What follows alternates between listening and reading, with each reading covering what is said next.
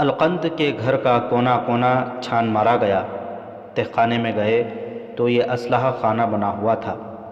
گھر سے سونے کے ٹکڑے اور نقدی کے انبار برآمد ہوئے۔ ایک مہر بھی برآمد ہوئی جس پر القند کا پورا نام اور اس کے ساتھ سلطان مصر کندہ ہوا تھا۔ القند کو اپنی فتح کا اتنا یقین تھا کہ اس نے اپنے نام کی مہر بھی بنوا لی تھی۔ اس مہر نے شکوک کو یقین میں بدل دیا۔ القند کے گھر میں 6 بیویاں تھیں اور شراب کا ذخیرہ بھی تھا۔ القند کے متعلق مشہور تھا کہ شراب نہیں پیتا۔ اب اس کے گھر سے پتہ چلا کہ رات کو پیا کرتا تھا۔ علی بن سفیان نے اس کی تمام بیویوں سے پوچھ گچھ کی تو کارآمد معلومات حاصل ہوئیں۔ اہم شہادت نئی بیگم کی تھی جس نے ملازم کے ہاتھوں بوڑھیا کو مروا دیا تھا۔ باقی تمام بیویوں نے کہا کہ سارا راز نئی بیگم کے سینے میں ہے۔ اس کے متعلق یہ بھی بتایا گیا کہ اس کی زبان مصری نہیں سوڈانی ہے، اور جب باہر کے آدمی آتے ہیں تو صرف یہی لڑکی ان میں اٹھتی بیٹھتی اور ان کے ساتھ شراب پیتی ہے۔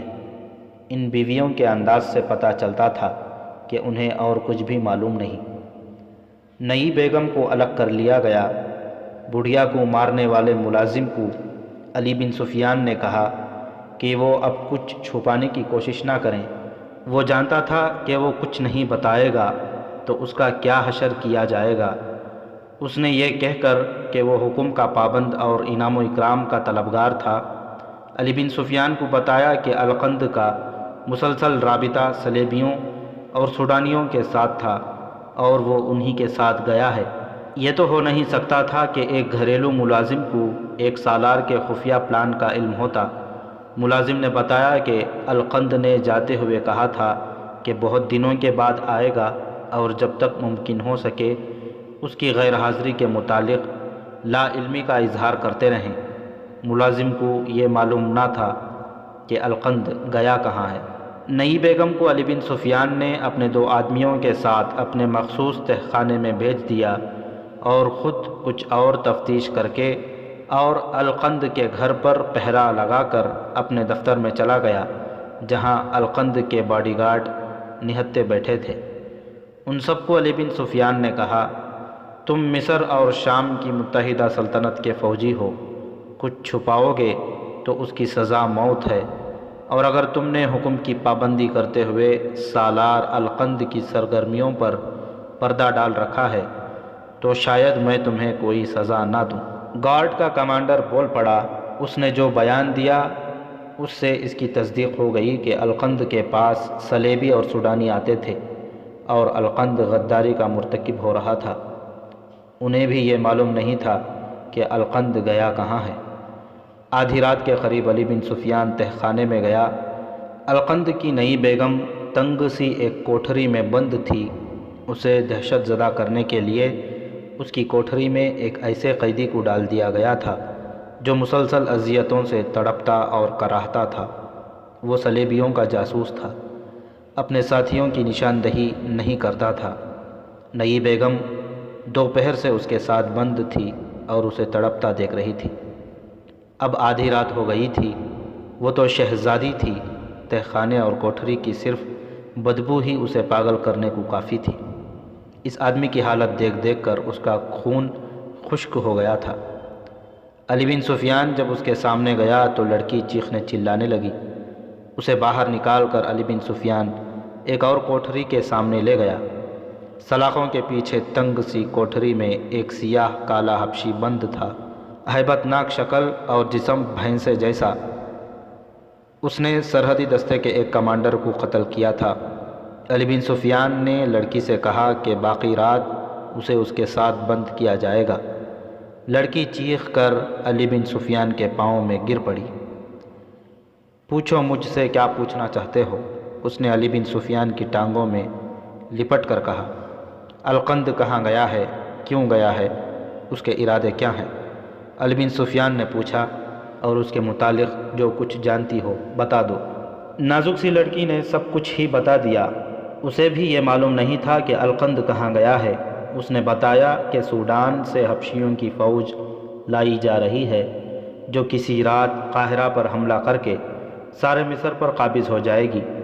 یہ لڑکی چونکہ شراب پلانے کا فرض ادا کرتی تھی، اس لیے القند کے گھر میں آئے ہوئے صلیبی اور سوڈانی مہمان اسے اپنا سمجھ کر اس کے سامنے بھی باتیں کرتے رہتے تھے۔ یہ لڑکی سوڈان کے کسی بڑے آدمی کی بیٹی تھی۔ اسے القند کے لیے تحفے کے طور پر بھیجا گیا تھا۔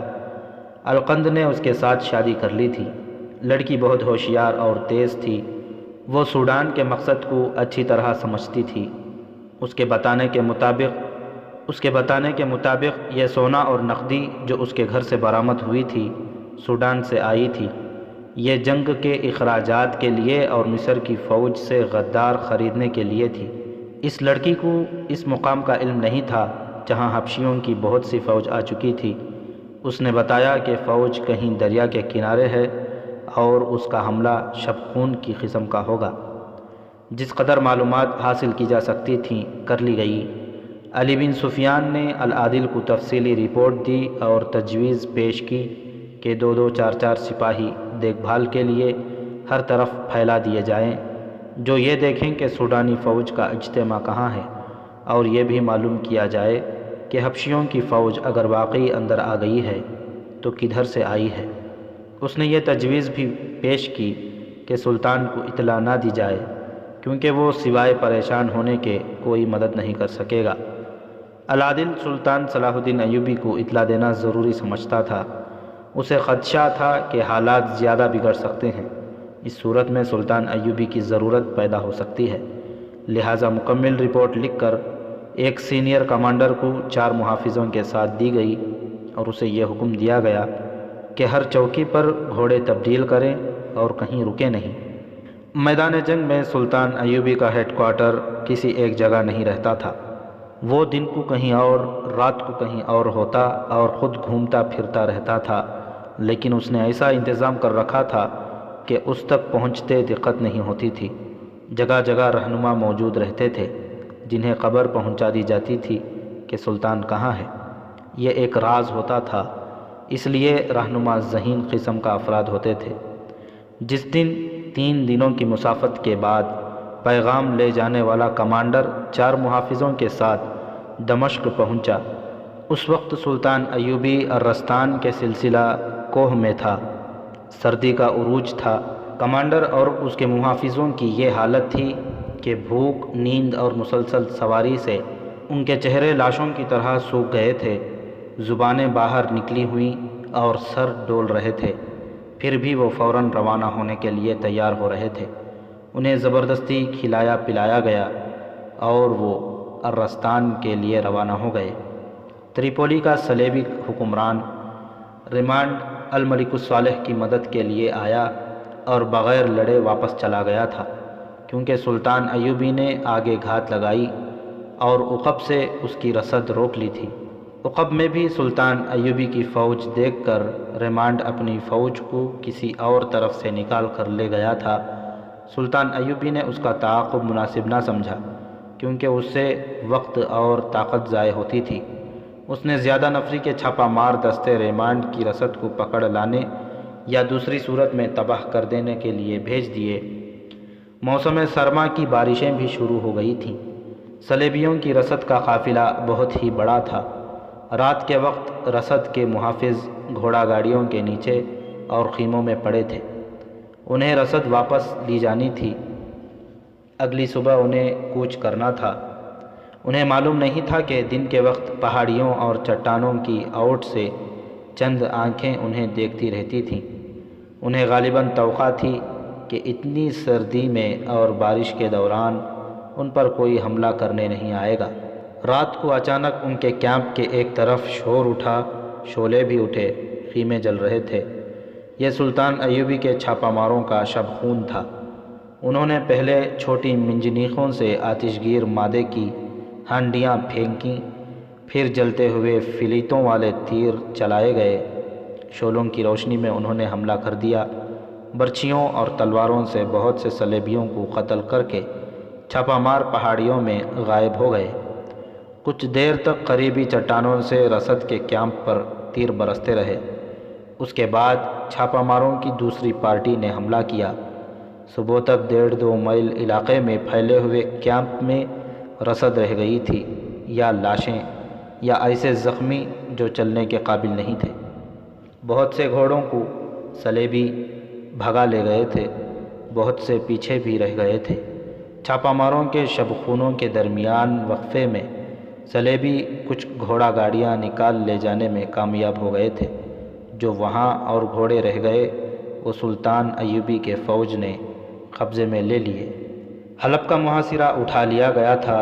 سلطان ایوبی اس اہم شہر کو ایک بار پھر محاصرے میں لینے کی اسکیم بنا رہا تھا۔ دن کے وقت جب چھاپہ ماروں کا کمانڈر سلطان ایوبی کو گزشتہ رات کے شب خونوں کی رپورٹ دے رہا تھا، دربان خیمے میں داخل ہوا۔ اس نے سلطان کو اطلاع دی کہ قاہرہ سے ایک کمانڈر پیغام لایا ہے۔ پیغام قاصد لایا لے جایا کرتے تھے۔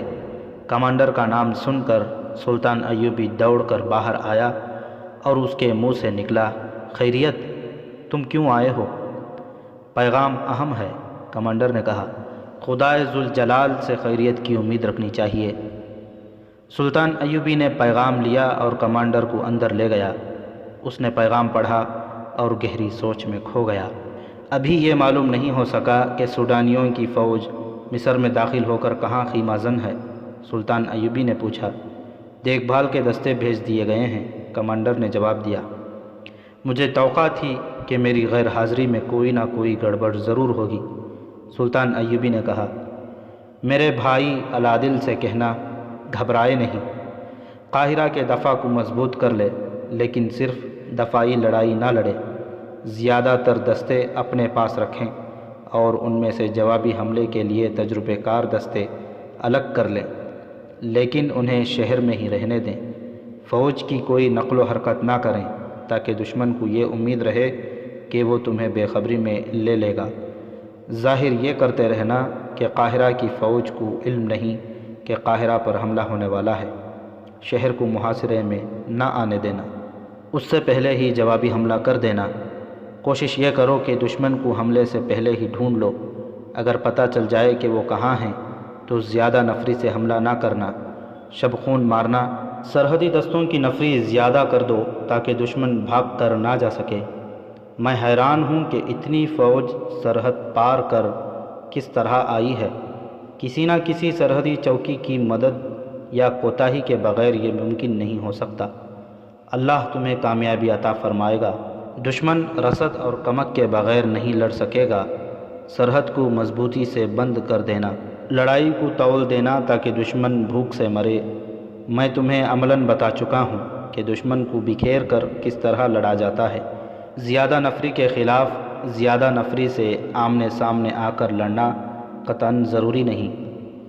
مجھے توقع نہیں تھی کہ القند بھی غدار نکلے گا، پھر بھی میں حیران نہیں۔ ایمان کی نیلامی میں کوئی دیر نہیں لگتی۔ بادشاہی کا صرف تصور ہی انسان کو ایمان سے دستبردار ہونے پر مجبور کر دیتا ہے۔ اقتدار کا نشہ قرآن کو بند کر کے الگ رکھ دیتا ہے۔ مجھے افسوس القند پر نہیں، میں اسلام کے مستقبل کے متعلق پریشان ہوں۔ ہمارے بھائی صلیبیوں کے ہاتھوں فروخت ہوتے جا رہے ہیں۔ ادھر میرے بھائی میرے خلاف لڑ رہے ہیں۔ میرا پیر و مرشد نور الدین زنگی اس دنیا سے اٹھ گیا ہے، کل پرسوں ہم بھی اٹھ جائیں گے۔ اس کے بعد کیا ہوگا؟ یہی سوال مجھے پریشان رکھتا ہے۔ کوشش کرنا کہ جب تک زندہ رہو اسلام کا پرچم سرنگوں نہ ہونے دینا۔ اللہ تمہارے ساتھ ہے، مجھے باخبر رکھنا۔ اس نے پیغام لانے والے کمانڈر کو بہت سی ہدایات دے کر رخصت کر دیا۔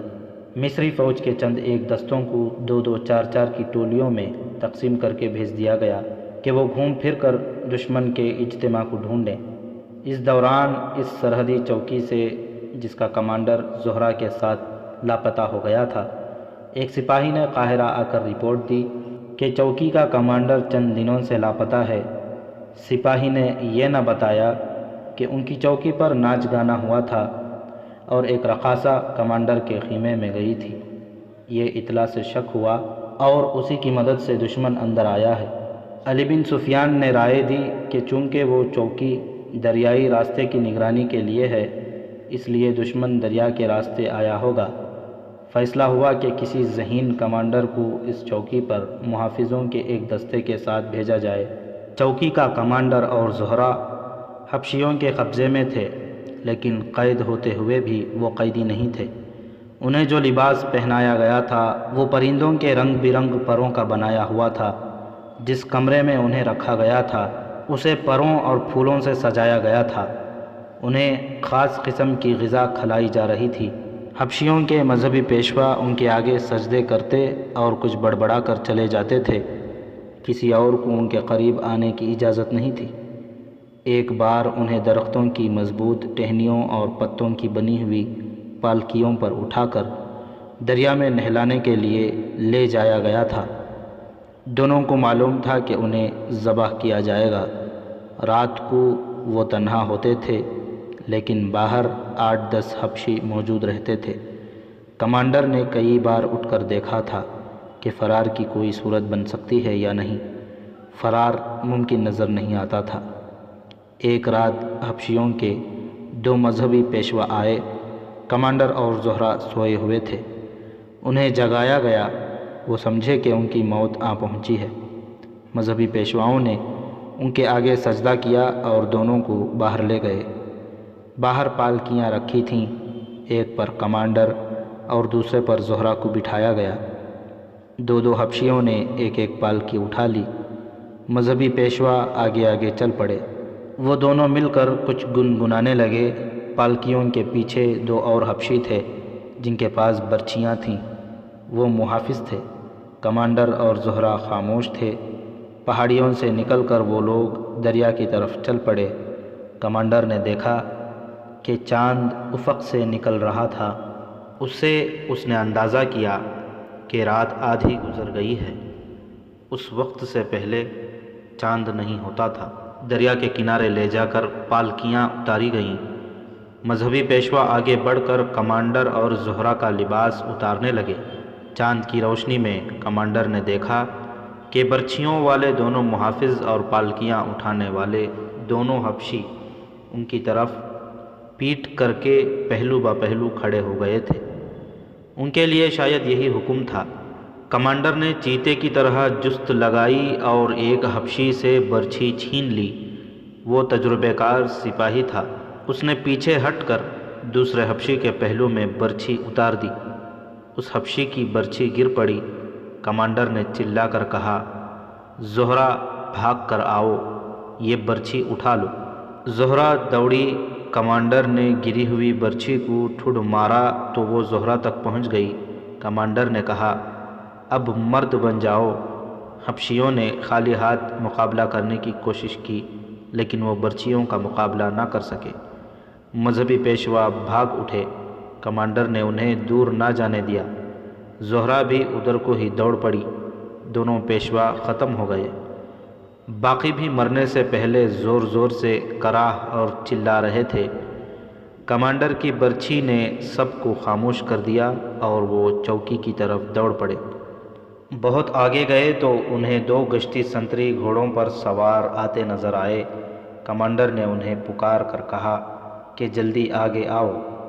سنتریوں نے اپنے کمانڈر کو پہچان لیا۔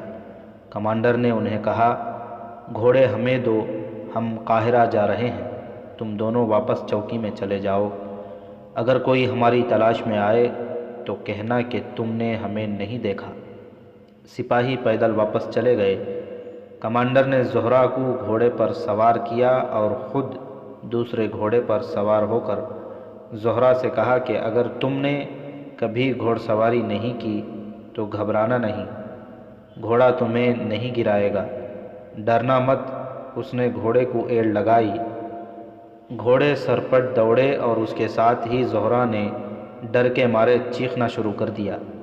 کمانڈر نے گھوڑا روک لیا اور زہرہ کو اپنے گھوڑے پر اپنے پیچھے بٹھا لیا اور دوسرے گھوڑے کی باگیں اپنے گھوڑے کے پیچھے باندھ کر زہرہ سے کہا کہ وہ اس کی کمر کے گرد بازو ڈال لے۔ گھوڑا پھر دوڑ پڑا۔ کمانڈر پہاڑی خطے سے دور ہٹ کر اور چکر کاٹ کر جا رہا تھا۔ اسے سمت اور راستے کا علم تھا۔ وہ ابھی 2 میل بھی نہیں گیا ہوگا کہ ایک طرف سے اسے آواز سنائی دی، ٹھہر جاؤ، کون ہو؟ کمانڈر رکا نہیں۔ بیک وقت 4 گھوڑے اس کے تعاقب میں دوڑ پڑے۔ کمانڈر نے اپنے گھوڑے کی رفتار اور تیز کرنے کی کوشش کی، لیکن اس کا گھوڑا تھک گیا تھا۔ اس نے کوشش کی کہ دوسرے گھوڑے کو اپنے پہلو میں کر کے اس پر سوار ہو جائے۔ وہ گھوڑا بغیر وزن کے بھاگ رہا تھا، اس لیے زیادہ تھکا ہوا نہ تھا، مگر زہرہ کے ساتھ بھاگتے گھوڑے سے دوسرے گھوڑے پر سوار ہونا ممکن نہیں تھا۔ چاند اوپر آ گیا تھا جس سے دور تک نظر آ سکتا تھا۔ چاروں گھوڑے بہت قریب آ گئے تھے۔ 2 تیر آئے جو کمانڈر کے قریب سے گزر گئے۔ ان کے ساتھ آواز آئی، اگر نہ رکے تو اب تیر کھوپڑی میں اتر جائیں گے۔ کمانڈر کو معلوم تھا کہ وہ رکا تو بھی موت ہے، یہ لوگ حبشیوں کے حوالے کر کے آج ہی رات ذبح کر دیں گے۔ بھاگتے رہنے میں بچ نکلنے کی صورت پیدا ہو سکتی تھی۔ اس نے گھوڑا دائیں بائیں گھما گھما کر دوڑانا شروع کر دیا تاکہ تیر نشانے پر نہ آئیں۔ یہ اس کی غلطی تھی۔ اس کے تعاقب میں آنے والے سیدھے آ رہے تھے، جس سے فاصلہ کم ہو گیا اور وہ گھیرے میں آ گیا۔ اس کے جسم پر پروں کا لباس تھا جس سے وہ پرندہ لگتا تھا۔ یہی حالت زہرہ کی تھی۔ کمانڈر نے ان چاروں کو دیکھا تو اسے کچھ شک ہوا۔ ان میں سے ایک نے پوچھا، تم کون ہو؟ یہ لڑکی کون ہے؟ دوسرے نے کہا، پوچھتے کیا ہو، سوڈانی ہے یہ، دیکھو تو انہوں نے پہن کیا رکھا ہے۔ کمانڈر ہنس پڑا اور بولا، میرے دوستوں، میں تمہاری فوج کا ایک کمانڈر ہوں۔ اس نے زہرہ کا تعارف کرایا اور ساری واردات سنا دی۔ یہ 4 سوار دیکھ بھال کے کسی دستے کے تھے۔ وہ یہی دیکھتے پھر رہے تھے کہ سوڈان کی فوج کہاں ہے اور کہیں ہے بھی یا نہیں۔ وہ کمانڈر اور زہرہ کو ساتھ لے کر قاہرہ کی سمت چل پڑے۔ بڑی ہی لمبی مسافت طے کر کے وہ اگلی رات قاہرہ پہنچے۔ انہیں سب سے پہلے علی بن سفیان کے پاس لے جایا گیا اور رات کو ہی العادل کو جگا کر بتایا گیا کہ 4000 سے زیادہ حبشی فوج فلاں جگہ چھپی ہوئی ہے اور اس کی قیادت سالار القند کر رہا ہے۔ العادل نے اسی وقت اپنی فوج کو کوچ کا حکم دے دیا۔ سلطان ایوبی کے طریقہ جنگ کے مطابق اس نے ہراول میں سوار دستے رکھے جن کی نفری خاصی تھوڑی تھی۔ 2 حصے پہلوؤں میں پیچھے رکھے، درمیان میں اپنا ہیڈ کوارٹر اور اپنے پیچھے زیادہ سے زیادہ دستے ریزرو میں رکھے۔ اسے معلوم تھا کہ یہ خطہ پہاڑی ہے۔ اس نے فوج کو قلعے کا محاصرہ کرنے کی ترتیب میں رکھا اور کمانڈروں کو وہ جگہ سمجھا کر محاصرے کی ہی ہدایات دیں۔ پہاڑوں پر چڑھنے کے لیے اس نے چھاپہ مار دستے الگ کر لیے جنہیں اس نے اپنی کمان میں رکھا۔ ادھر صبح کے وقت کسی نے دیکھا کہ مذہبی پیشواؤں اور 4 حبشیوں کی لاشیں دریا کے کنارے پڑی ہیں۔ القند اور اس کے صلیبی مشیروں کو اطلاع دی گئی۔ کسی حبشی کو پتہ نہ چلنے دیا گیا۔ القند کو یہ بھی بتایا گیا کہ جس مرد اور عورت کو قربانی کے لیے رکھا گیا تھا وہ لاپتہ ہیں۔ تب القند نے پوچھا کہ وہ آدمی کون تھا۔ اسے جب بتایا گیا کہ وہ اس قریبی چوکی کا کمانڈر تھا تو وہ چونکا۔ اسے یاد آ گیا کہ اس کمانڈر نے اسے دیکھا تھا، وہ سیدھا قاہرہ گیا ہوگا۔ القند نے کہا، اسے چوکی میں جا کر دیکھنا اور پکڑنا بیکار ہے، اب ایک لمحہ بھی ضائع نہیں کرنا چاہیے۔ ہم قاہرہ پر بے خبری میں حلہ بولنا چاہتے تھے لیکن ہم نے وقت ضائع کیا، اب ہم بے خبری میں مارے جائیں گے۔ میں اپنی فوج کو جانتا ہوں، خبر ملتے ہی اڑ کر پہنچے گی۔ اور ایک کام فوراً کرو، حبشیوں کی لاشیں دریا میں بہا دو۔ اگر ان حبشیوں کو پتہ چل گیا کہ ان کے مذہبی پیشوا اور ان کے محافظ مارے گئے اور جنہیں قربان کرنا تھا وہ بھاگ گئے ہیں تو یہ ہجوم قاہرہ کے بجائے خرطوم کی طرف چل پڑے گا۔ فوراً ہی اعلان کر دیا گیا کہ دریا کے کنارے قربانی دے دی گئی ہے۔ خدا نے حکم دیا ہے کہ میرے دشمنوں پر فوراً حملہ کر دو۔ ان کے جو کمانڈر مقرر کیے گئے تھے انہوں نے حبشیوں کو تعداد کے مطابق الگ الگ کر لیا، تیر انداز الگ ہو گئے، جنگی اسکیم کے مطابق انہیں ترتیب میں کر لیا گیا۔ انہیں پہاڑیوں کے اندر سے نکال کر دریا کے کنارے اس جگہ کے قریب سے گزارا گیا جہاں حبشیوں کا خون بکھرا ہوا تھا اور پالکیاں پڑی تھیں۔ وہاں ایک آدمی کھڑا اعلان کر رہا تھا، یہ خون اس مرد اور عورت کا ہے جنہیں قربان کیا گیا ہے۔ یہ فوج دریا کے کنارے قاہرہ کی سمت روانہ ہوئی۔ حبشی جنگی ترانہ گاتے جا رہے تھے۔ دن چلتے گزر گیا، رات آئی تو پڑاؤ کیا گیا، اگلی صبح پھر کوچ ہوا۔ پہاڑی خطہ بہت پیچھے رہ گیا۔ یہ دن بھی گزر گیا اور ایک اور رات آئی۔ حبشیوں کو پڑاؤ کرنے کو کہا گیا۔ وہ کھا پی کر صحرا میں بکھر گئے اور بے سدھ سو گئے۔ آدھی رات کے وقت ان کے پچھلے حصے پر العادل کی ایک چھاپہ مار گروہ نے شبخون مارا۔ گھوڑے سرپٹ دوڑتے آئے اور غائب ہو گئے۔ حبشیوں میں ہڑبونگ مچ گئی۔ بہت دیر بعد ایسا ہی ایک اور حلہ آیا جو بہت سے حبشیوں کو روندتا کچلتا نکل گیا۔ القند سب سے آگے تھا۔ اسے اطلاع ملی تو اس نے اگلے روز کی پیش قدمی روک دی۔ یہ شبخون بتاتے ہیں کہ ہم مصری فوج کی نظر میں آ گئے ہیں۔ اس نے صلیبی اور سوڈانی کمانڈروں سے کہا، یہ صلاح الدین ایوبی کا خصوصی طریقہ جنگ ہے، ہم اب آگے نہیں بڑھ سکتے۔ تم ہزار جتن کرو، مصری فوج سے تم کھلے صحرا میں نہیں لڑ سکتے اور اب تم بھاگ بھی نہیں سکتے۔ اب پیچھے چلو اور پہاڑیوں میں لڑو۔ ہمارا تمام تر منصوبہ ناکام ہو چکا ہے۔ قاہرہ والے نہ صرف بیدار ہو گئے ہیں بلکہ انہوں نے فوج بھیج دی ہے۔ کیا ہم صحرا میں مصری فوج کو ڈھونڈ کر اس سے لڑ نہیں سکتے؟ ایک صلیبی نے کہا، اگر تم لوگ صلاح الدین ایوبی کی فوج کو سامنے لا کر لڑا سکتے تو آج مصر تمہارا ہوتا۔ القند نے کہا، میں اسی فوج کا سالار ہوں، تم مجھ سے بہتر نہیں سمجھ سکتے کہ اس فوج سے کیسے لڑنا ہے۔ سحر کے وقت حبشیوں کی فوج واپس چل پڑی۔ ہر طرف حبشیوں کی لاشیں بکھری ہوئی تھیں۔ القند ٹھیک کہتا تھا کہ اس کی فوج مصری فوج کی نظر میں آ گئی ہے۔ مصری فوج کا دیکھ بھال کا انتظام القند کی ایک ایک حرکت دیکھ رہا تھا۔ وہ حبشیوں کی فوج کو پیچھے لے چلا تو العادل فوراً سمجھ گیا کہ القند پہاڑیوں میں لڑنا چاہتا ہے۔ اس نے اسی وقت سوار تیر انداز دستے دور کے راستے سے پہاڑی خطے کی طرف روانہ کر دیے۔ پیادہ دستے بھی پیچھے گئے اور اس نے زیادہ تر دستے اپنے پاس روکے رکھے۔ ان دستوں کے ساتھ وہ حبشی فوج سے بہت فاصلہ رکھ کر پیچھے پیچھے چل پڑا۔ راستے میں رات آئی، حبشیوں کا پڑاؤ ہوا۔ رات کو العادل کے چھاپہ مار دستے حرکت میں آ گئے۔ حبشیوں کے ایک جیش کو بیدار رکھا گیا۔ یہ تیر انداز تھے، انہوں نے بہت تیر چلائے جن سے کچھ سوار چھاپہ مار شہید ہوئے، لیکن وہ جو نقصان کر گئے وہ بہت زیادہ تھا۔ سب سے بڑا نقصان یہ تھا کہ حبشیوں کا لڑنے کا جذبہ مجروح ہو گیا تھا۔